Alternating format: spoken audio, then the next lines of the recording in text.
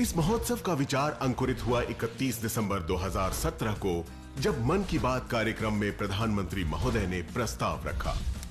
क्या हम एक मॉक पार्लियामेंट आयोजित कर सकते हैं जहां ये 18 से 25 वर्ष के युवा मिल बैठकर के न्यू इंडिया पर मंथन करें?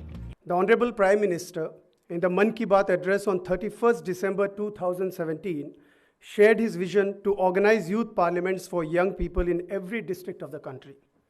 This year, it was decided to broad-base the National Youth Festival, which is organized every year starting from the 12th to 16 January, and take it to every district of the country and celebrate it as National Youth Parliament Festival 2019. We are privileged to have 56 young minds representing 28 states and union territories to voice their views on selected topics today. I sincerely hope that this would be a significant recognition of the importance of representation of youth for good governance. Her youth की आवाज अब सुनेगा India, हर गली boy की आवाज अब गूंजेगी संसद से सरकार तक।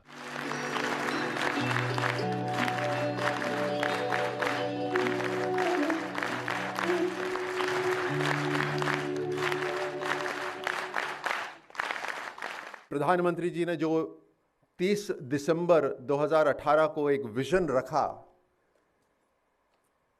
कि क्यों ना हमारे यूथ जो वोट तो दे सकते हैं लेकिन चुनाव में खुद खड़े नहीं हो सकते, वो देश की समस्याओं का चिंतन करें और देश की जो समस्याएं हैं उनका समाधान निकालें।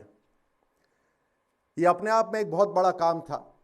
ऐसा पहले कभी नहीं हुआ कि भारत के सभी जिलों के अंदर इस तरह के डिबेट्स हो और वहां से सिलेक्शन होकर आप प्रदेश तक आएं और उसके बाद देश तक आएं। मुझे लग रहा है कि आप सबके चेहरों की चमक देखकर मुझे इतना यकीन जरूर है कि हम सही रास्ते पर हैं।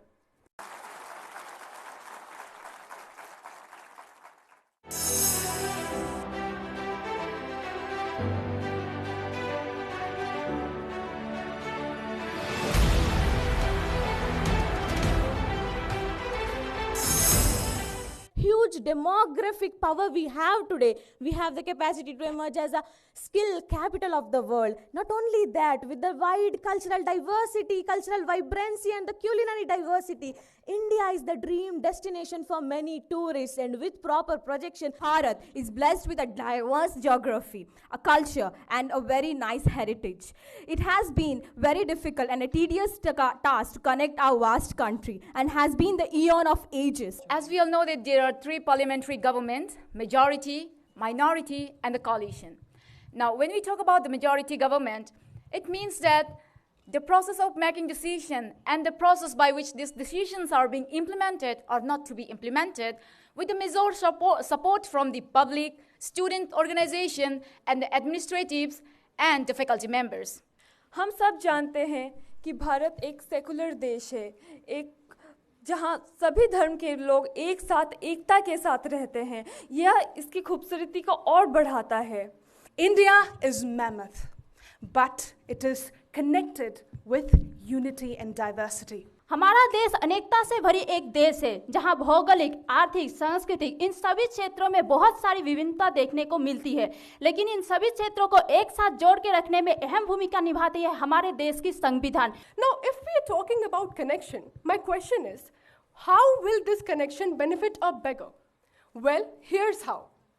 Economy is the center of our life. We may be culturally diverse, we may be geographically diverse, but the one thing which joins us all together is economy.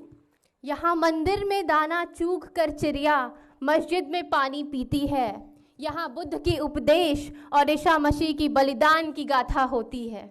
मैंने सुना है यहाँ राधा रानी की चुनरी कोई सलमा बेगम सीती है, फिर क्यों हो गए हम यूं जुदा कि आज जोड़ने की बात होती है। यदि आज मैं अर्थव्यवस्था और राजनीति पर विचार करूं तो मुझे लगता है कि ये आपसी संपूरक है। अर्थव्यवस्था यदि मनुष्य का मन है तो राजनीति शरीर। यदि हमारा मन दृढ़ संकल्पी हो तो शरीर में सकारात्मकता आती है, परंतु लक्ष्य प्राप्ति के लिए शारीरिक क्षमता भी उतनी ही जरूरी होती है। लोकोक्ति में कहा गया है कि कोस कोस में बदले पानी, चार कोश में वाणी। हम एक ऐसे देश में जी रहे हैं जहां हर कोर्स में व्यक्ति की मति, समुदाय की संस्कृति और भौगोलिक प्रवृत्ति बदल जाती है। जहां भाषाई विविधता से साहित्य का चिंतन बदल जाता है, तो व्यवहारिक विविधता से व्यक्ति का स्वभाव। बाबा साहब अम्बेडकर ने जब संविधान बनाया तो उन्होंने ये निहित किया कि चुनी हुई सरकार 5 साल तक आपकी सेवा करेगी। लेकिन फिर ऐसा क्या हुआ कि हमारे देश के अंदर 11 लोकसभाएं वक्त से पहले भंग कर दी गई। ऐसा क्या हुआ कि 11 में से 7 लोकसभाएं जो भंग की गई, उसका एक मुख्य कारण था कोalition गवर्नमेंट। पार्टीज ने सपोर्ट खींच लिया, सरकार गिर गई और आपको चुनाव में झोंक दिया गया।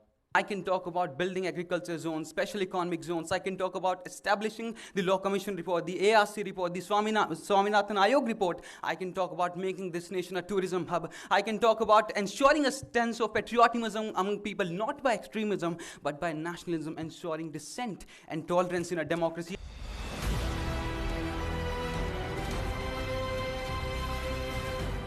माननीय भारत एक बहुत विशाल देश है और जब बात आती है भारत को भौगोलिक रूप से जोड़ने की तो हमारे मस्तिष्क में आता है परिवहन और पुलों का निर्माण। यदि परिवहन की बात करूं तो भारतमाला, सागरमाला जैसी परियोजनाओं से भारत में ऐतिहासिक कार्य संपन्न हो रहे हैं। और यदि पुलों के निर्माण की बात करूं तो असम के तिनसुकिया जिले में देश के सबसे लंबे पुल का बनना न मात्र वहां के ढोला और सदिया जैसे इलाकों को जोड़ रहा है, अपितु असम और अरुणाचल की भौगोलिक दूरी को भी कम कर रहा है।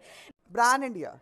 Brand India is a phrase which is used to describe the campaign India is using to attract business. Basically, it is a campaign which is used to project the attractiveness of India as an emerging destination for businesses in the field of enabled services, service sector, information technology, network technology, and many more. There are so many places which I am very sure are much more beautiful than most of the tourist destinations of the world, but my heart sinks with pain when I see that people don't know about them and they are not even located on the tourist maps, simply because they lack connectivity. The need of the hour is to build connectivity, is to build roads which will eventually connect the state with the rest of the country, will certainly boost the economy and will definitely empower the cultural exchange. And same goes for the economic aspect as well. We cannot think of connecting India economically until and unless there is some sort of economic stabilization. अनेक भाषाएं, अनेक शैलियां, अनेक यश, अनेक मंगल, अनेक निर्माण, अनेक उत्थान, अनेक विभिन्नताएं और इन विभिन्नताओं में भी समानताएं। जी हाँ, ऐसी है ये 5000 साल पुरानी सभ्यता भारत। जब मैं इस विषय के बारे में सोच रहा था तो मुझे टैगोर को गांधी को लिखी हुई एक चिट्ठी याद आती है, जिसमें टैगोर राष्ट्रवाद का जिक्र करते हुए कहते हैं कि हमारा राष्ट्रवाद, हमारी संस्कृति, हमारी सभ्यता हमें किसी दूसरे देश से भिन्न नहीं करती है। ये जोड़ने वाला राष्ट्रवाद है, ये जोड़ने वाली संस्कृति है, ये जोड़ने वाला देश है। संपूर्ण विश्व के मानस पटल पर भारत को एक ब्रांड के रूप में उभरता देख मुझे एक संस्कृत के श्लोक का संस्मरण होता है कि वर्तमानम निश्चयतम जन्म उपहास है कालक्रमिन चंगारो हिरकम जायते ध्रुवम। यानी किसी को देखकर उसके भविष्य का अनुमान नहीं लगाया जा सकता, क्योंकि इस समय कोयले को भी हीरे में बदलने की ताकत रखता है। The location of the country is such that it is located in the heart of the world, that is Hridayasthana. Hridayam can be divided as Hra plus Dha plus Yam. Hra meaning Harati, that is to root out the bad stuff. Dha meaning Dadati, that is to give it out as good. And Yam meaning Yati, that is to revolve. That is how the heart functions in our body and keeps the body as one. And that is how our nation should function as one. I would like to point out or put forward 5 important points as to why I support majority government, or why I feel majority government means fully focused governance. To which the first point is the availability of a targeted leadership, where the majority government has a more powerful central political leadership who can guide their leaders and representatives in the right direction in an effective manner, rather than a coalition government where the number of leaders are more and the central power are getting diversed. तो महोदय, किसी ने कहा है कि मरने के बाद भी जिसके नाम में जान है, मरने के बाद भी जिसके नाम में जान है, ऐसे जाबाज जवान आज हिंदुस्तान की शान है। मैं उस देश की नागरिक हूं जहां अशोक सम्राट जैसा राजा था।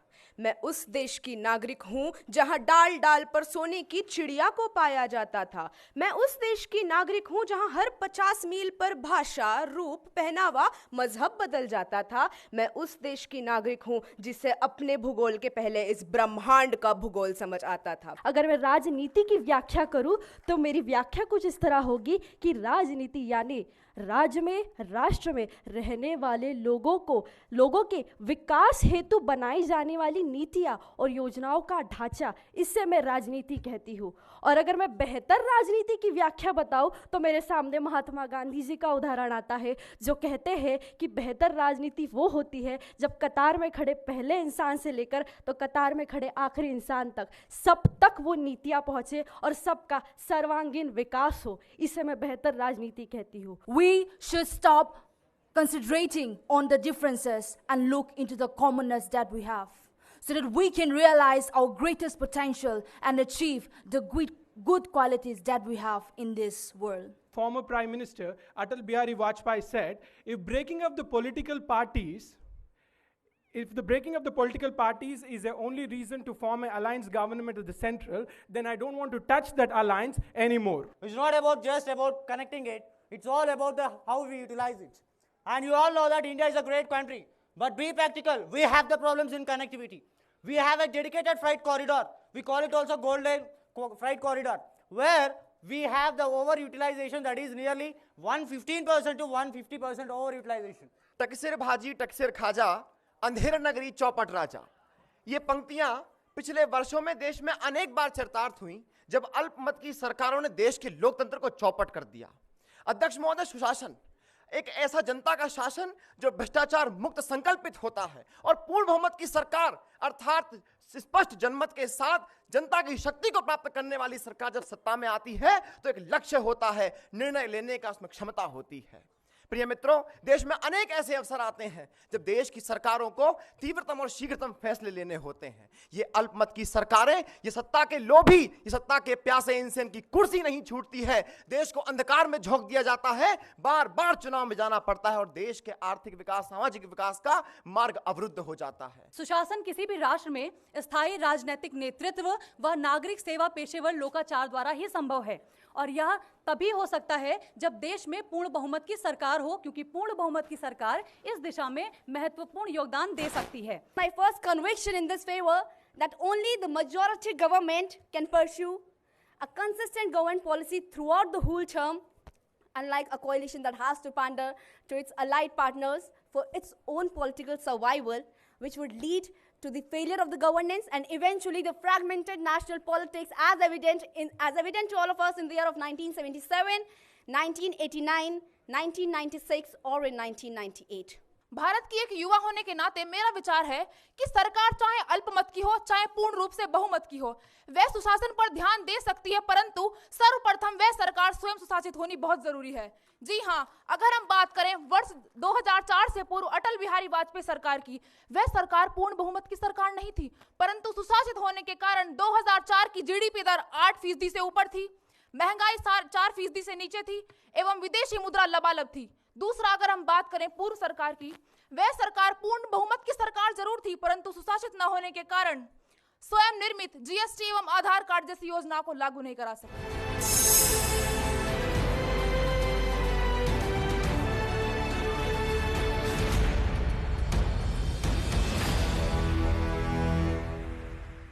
24 जनवरी से 28 जनवरी तक डिस्ट्रिक्ट यूथ पार्लियामेंट का आयोजन किया गया। डिस्ट्रिक्ट यूथ पार्लियामेंट में प्रत्येक जिले से 3 वक्ता, जो अच्छे वक्ता थे, उनको चुन के स्टेट यूथ पार्लियामेंट में भाग लेने का मौका दिया गया। स्टेट यूथ पार्लियामेंट हमने 5 से 7 फरवरी तक आयोजित किया। उसमें हमारे 2 सर्वश्रेष्ठ वक्ता प्रत्येक राज्य से 56 वक्ता यहाँ आज एकत्रित हुए हैं फाइनल के लिए, और उन 56 वक्ताओं के अतिरिक्त देश भर को रिप्रेजेंट करने वाले हर जिले के 700 डेलीगेट भी लाए गए हैं। युवा पर तवज्जो की एक ख़ास वजह यह है कि आने वाला समय उनका है, तरीके उनके होंगे, हालात उनके, चैलेंज उनका है, लिहाजा इसको वो कैसे मीट करना चाहते हैं इसके बारे में मालूमात अपनी बताने और औरों से हासिल करके उसको सही जगह, सही मकाम तक पहुंचाने, अपनी आवाज़ को सही मकाम तक पहुंचाने की एक गुजारिश थी। और मैं समझता हूं इस प्रोग्राम की आत्मा यही है कि आप बेखौफ, बेधड़क और वेल इन्फॉर्म्ड अपनी बातें कह सकें। जिस तरह का जज्बा हमारे नौजवानों में है, जो हमने जिले स्तर पर देखा और प्रदेश स्तर पर देखा और राष्ट्रीय स्तर पर देख रहे हैं, तो निश्चित तौर पर माननीय प्रधानमंत्री जो सपना है वो मुझे लगता है इस राष्ट्रीय युवा पार्लियामेंट से, युवा संसद से वो पूरा होता हुआ दिख रहा है। मॉक पार्लियामेंट है क्या? पार्लियामेंट ऐसा है जिसके बारे में देश के सब लोगों को जानकारी रखनी चाहिए।